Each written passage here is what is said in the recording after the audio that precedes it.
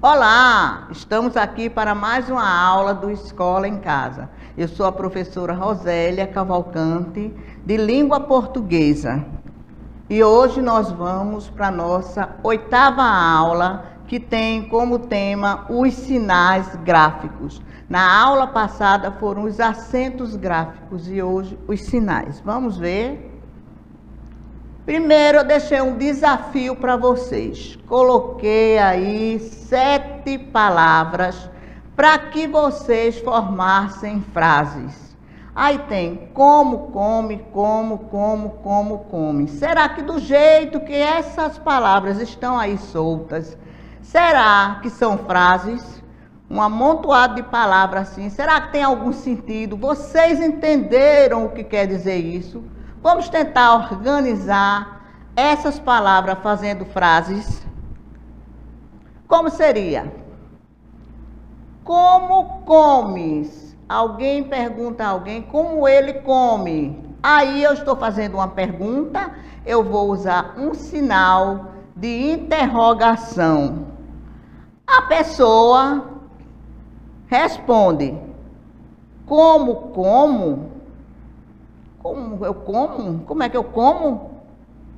Pergunta o outro como. Ficou admirado com a pergunta que ele fez. Aí ele respondeu: como? Como comes? Eu como igual a você come. Veja que aquele amontoado de palavras que estava ali ficaram frases e com sentido. Duas perguntas e uma resposta que eu como você come, admirado porque você me perguntou isso, certo? Então veja a importância dessa pontuação nas frases que deu todo sentido àquele monte de palavras que estava lá jogado. Então, o que são os sinais de pontuação?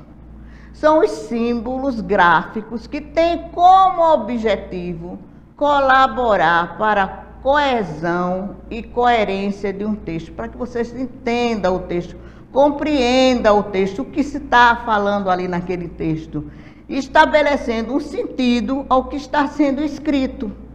Porque frase não pode ser um amontoado de palavras assim, sem sentido. Tem que ser organizado, ter coesão, ter coerência, para que a pessoa entenda a mensagem que você está passando. Então, esses sinais de pontuação são muito importantes para que dê sentido a essas frases. Então, quais são os sinais de pontuação? Nós temos o ponto final, o ponto de interrogação, o ponto de exclamação, a vírgula e o 2 pontos. Para que serve o ponto final? Para indicar que o que tinha que ter dito naquela frase já foi dito e coloca no final da frase, encerrou a frase, né? Ele pode ser empregado em frases afirmativas e frases negativas. Como eu digo assim, você foi à escola hoje. E eu posso também dizer, você não foi à escola hoje. Ponto final. 2 frases que terminam com ponto final. Bruna gosta de comer verdura. Eu estou dando uma frase afirmativa. Bruna gosta de comer verdura. Final, um ponto, encerrou. E se eu disser também, Bruna não gosta de comer verdura, ponto final, certo? Então agora vamos ver o ponto de exclamação. Ele é usado para indicar admiração, medo, entre outros sentimentos. Que cachorro bonito!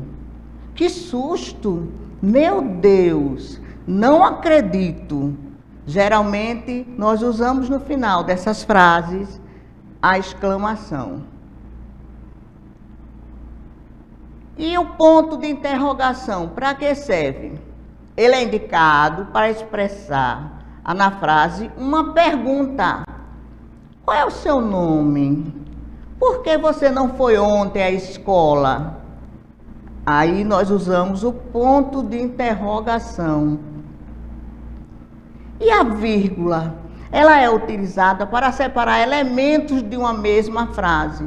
Tem outras funções também que depois vocês vão aprender. Exemplo, para o início das aulas, vou precisar de cadernos, lápis, borracha e agenda. E aqui nessa frase, ela foi usada para separar o lugar em que Carlos brincou de peteca. Quando ele brincou de peteca no recreio, vírgula, Carlos brincou de peteca. É importante a vírgula, muito importante. Se eu pegar uma frase e botar assim, matar o rei não é crime, eu estou afirmando que pode matar o rei que não é crime. Mas se eu botar a vírgula, já vai ser diferente o sentido da frase. Se eu disser, matar o rei não, vírgula, é crime. Olha como é importante uma vírgula, né? Então, vamos ver. E os dois pontos, esse sinal gráfico, ele é utilizado antes de uma explicação, para introduzir uma fala ou para iniciar uma enumeração. Exemplo. Por exemplo, Joana explicou. 2 pontos, vai introduzir aí a fala de Joana. Não devemos pisar na grama. Esse foi para introduzir uma fala. No de cima, na matemática, as 4 operações essenciais são adição, subtração, multiplicação e divisão. Certo? Aí, nesses 2 casos aí, nós empregamos os 2 pontos. E para a gente entender melhor esses sinais, eu coloquei um texto aqui que é muito interessante, chama-se O Mistério da Herança. Um homem rico estava muito mal, agonizando, dono de uma grande fortuna.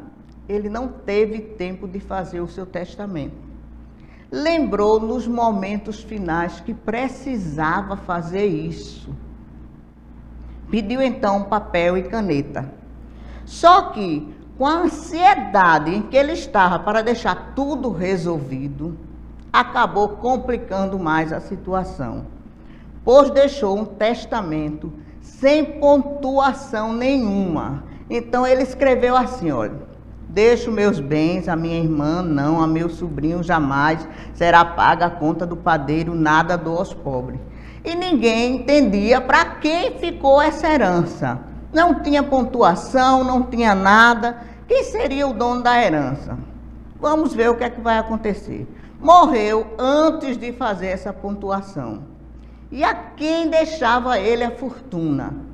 Eram 4 concorrentes. Era o sobrinho, a irmã, o padeiro e os pobres.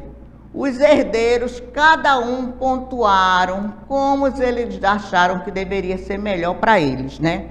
Vamos ver. O sobrinho, ele fez a seguinte pontuação: deixo meus bens à minha irmã. Olha, uma pergunta. A minha irmã? Não, de admiração, ó, a exclamação. A meu sobrinho.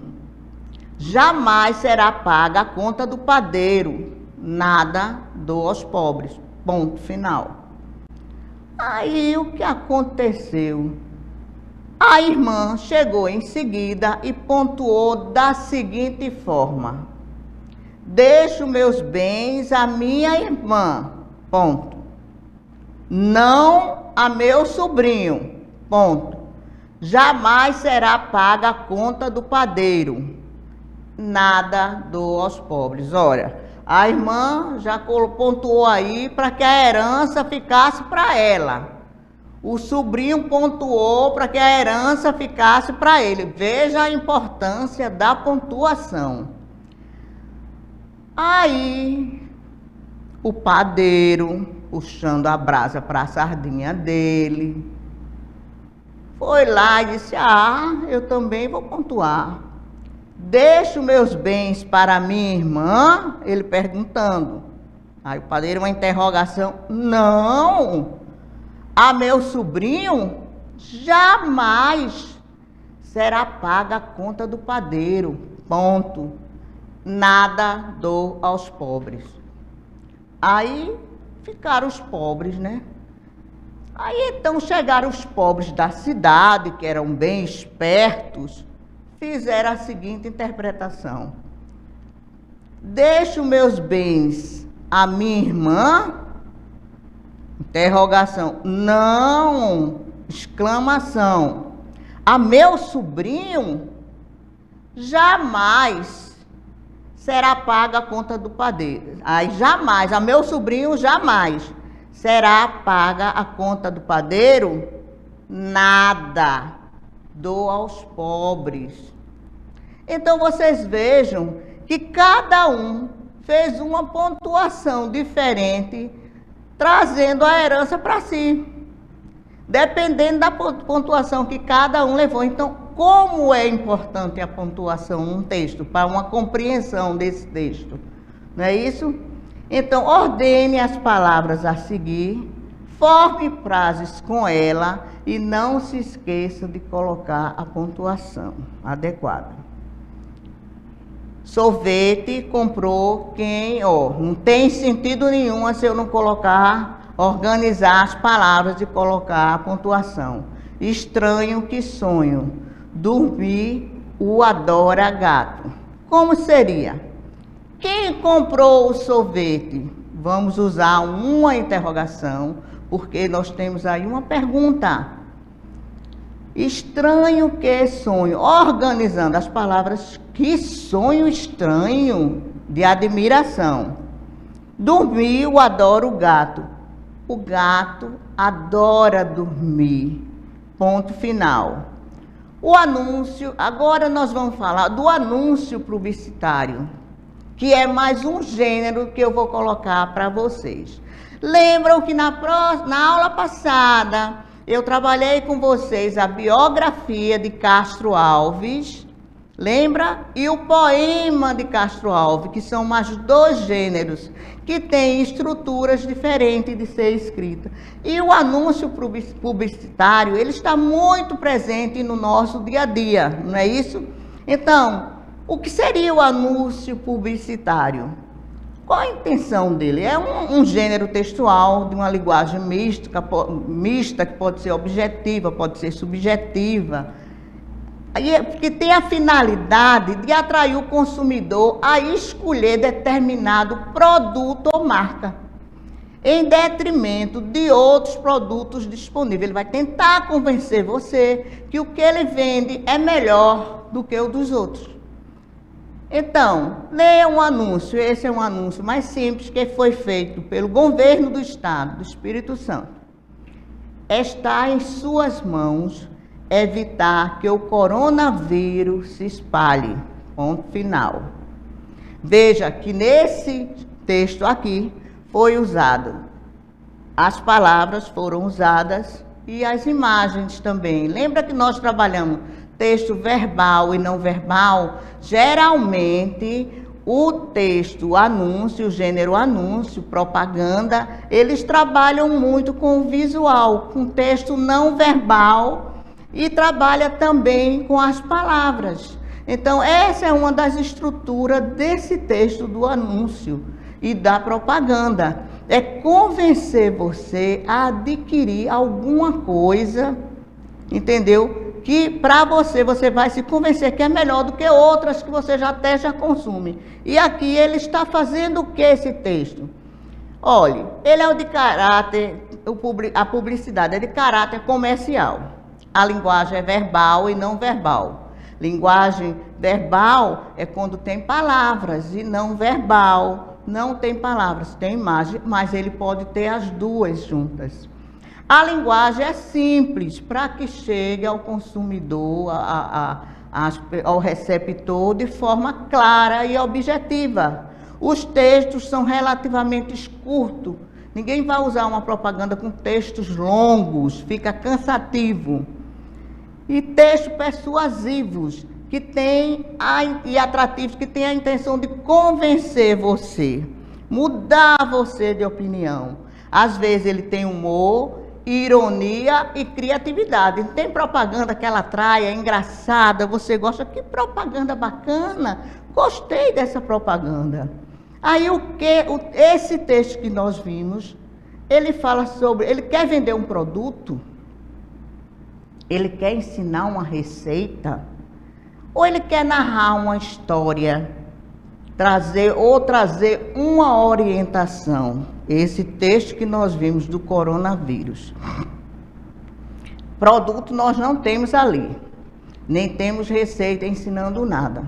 Nem está contando uma história, narrando nenhuma história. Lembra que nós trabalhamos narração, que tem personagem, tem um lugar onde acontece o fato, quando acontece o fato.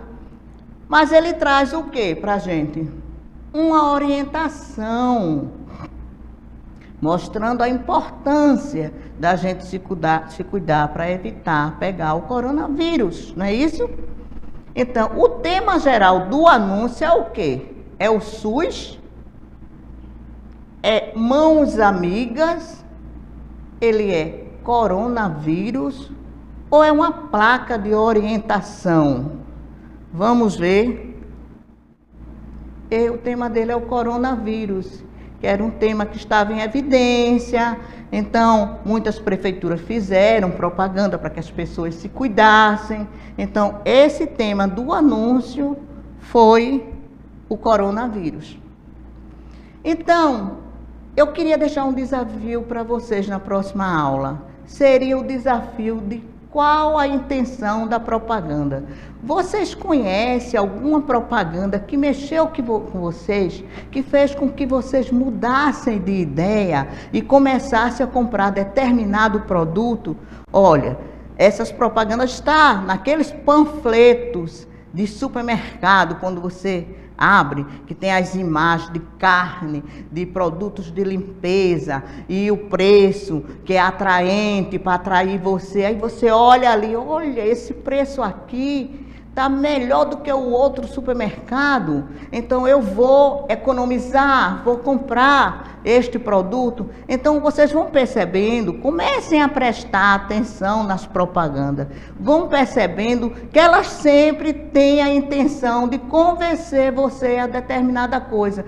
E para isso que você vai ver que elas sempre estão usando: compre, use, veja, entendeu? Essas são as frases, os verbos, as palavras que nós mais encontramos nos textos de propaganda e de anúncios. São as palavras compre, veja, use. Então, por quê? A intenção dela é justamente convencer você a usar determinado produto ou determinada coisa.